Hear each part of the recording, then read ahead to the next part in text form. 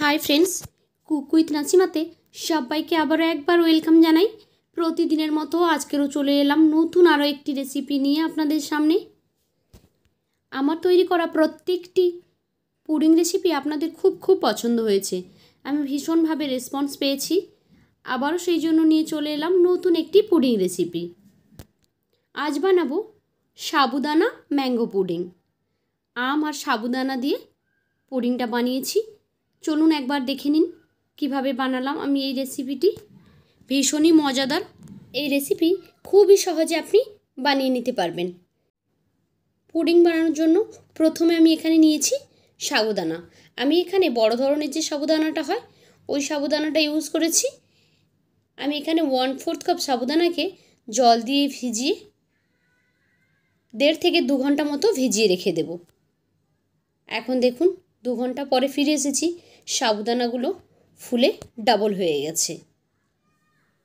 এখন আমি এর মধ্যে অ্যাড করে দেব পরিমাণ মতো দুধ। আমি এখানে 1 কাপ দুধ নিয়েছি। বাড়িতে থাকা একটি কাপ দিয়ে মেপে নিয়েছি, যেটাতে প্রায় 250 ml পর্যন্ত দুধ আছে।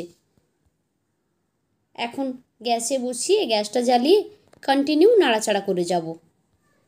যতক্ষণ না দুধটা ফুটতে আরম্ভ করে ততক্ষণ পর্যন্ত অপেক্ষা করব আর কন্টিনিউ নাড়াচাড়া করে যাব, না হলে সাবুদানাটা নিচে বসে যেতে পারে।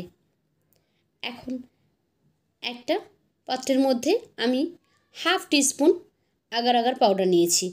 ঠান্ডা জলে আগার আগার পাউডারটাকে আমি গুলিয়ে নিচ্ছি। আমি এখানে 1/2 চামচ ইউজ করছি, তাতে করে কিন্তু আমার পুডিংটা খুব ভালোভাবে সেট হয়ে যাবে। এখন দুধটা খুব ভালোভাবে ফুটে উঠেছে আর বেশ ঘন হয়ে গেছে। সাবুদানাগুলো একদম নরম হয়ে গেছে। এরপরে আমি দিয়ে দিলাম 1/4 কাপ চিনি।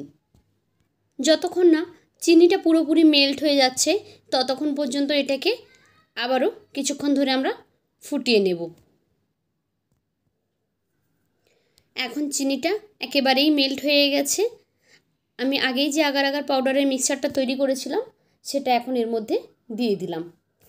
এটা দেওয়ার পরে আবারও 2 থেকে 3 মিনিট মতো আমি এটাকে খুব ভালোভাবে ফুটিয়ে নিচ্ছি।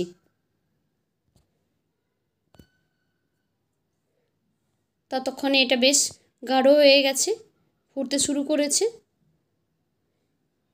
2 থেকে 3 মিনিট ফোটানোর পরে আমি গ্যাসটাকে বন্ধ করে দেব। এখন এটা একেবারে রেডি। আমি গ্যাস বন্ধ করে দিচ্ছি। যেহেতু ম্যাঙ্গো দিয়ে পুডিং বানাবো তাই এখানে আম তো অবশ্যই লাগবেই। একটা আম আমি নিয়ে নিয়েছি। আমটার খোসা ছাড়িয়ে ছোট ছোট টুকরো করে আমি এভাবে কেটে নিয়েছি। চাইলে আপনারা আমের পাল্পটা বের করেও এই পুডিংটা তৈরি করতে পারেন। আমি এখানে ছোট ছোট কুচি কুচি করে নিয়ে এই যে ছোট ছোট কেক মোল্ডের মধ্যে দিয়ে দিচ্ছি। বাড়িতে থাকা যে কোনো পাত্রে আপনারা এই পুডিংটা সেট করে নিতে পারেন।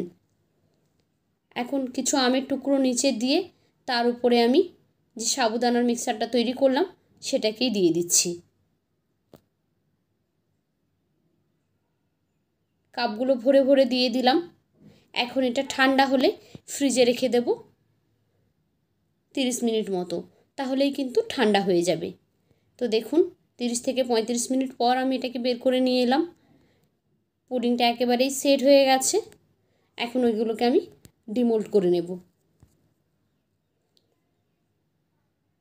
এখন একটা পাত্রের মধ্যে নিয়ে এভাবে আমি সবগুলোকে ডিমোল্ড করে নিচ্ছি। দেখতে ভীষণই সুন্দর আর খেতে অনেক বেশি টেস্টি। ঠান্ডা ঠান্ডা এই পুডিংটি দারুণ লাগে খেতে। আপনারা একবার অবশ্যই বাড়িতে ট্রাই করুন। আর এখানে আমি কেশর ম্যাঙ্গো ইউজ করেছি। এর তো ভীষণ সুন্দর একটা ফ্লেভার থাকে। তো যখন এটা গালে পড়ছিল ভীষণ ভালো লাগছিল খেতে। এই ছিল আজকের আমার রেসিপি। কেমন লাগলো আপনাদের কাছে? যদি ভালো লেগে থাকে তাহলে লাইক, কমেন্ট অ্যান্ড শেয়ার করবেন। আর এইরকমই সমস্ত সহজ সরল রেসিপি পেতে আমার চ্যানেলটিকে সাবস্ক্রাইব করে বেল আইকনে ক্লিক করে নোটিফিকেশান অন করে দেবেন। তাহলে যখনই আমি কোনো নতুন ভিডিও আপলোড করব সেই ভিডিও নোটিফিকেশান সবার আগে পৌঁছে যাবে আপনাদের ফোনে। তো আজকের মতো এই পর্যন্ত। ফিরে আসবো আগামীকাল নতুন আরও একটি ভিডিও নিয়ে। ততক্ষণ সবাই ভালো থাকুন। টাটা।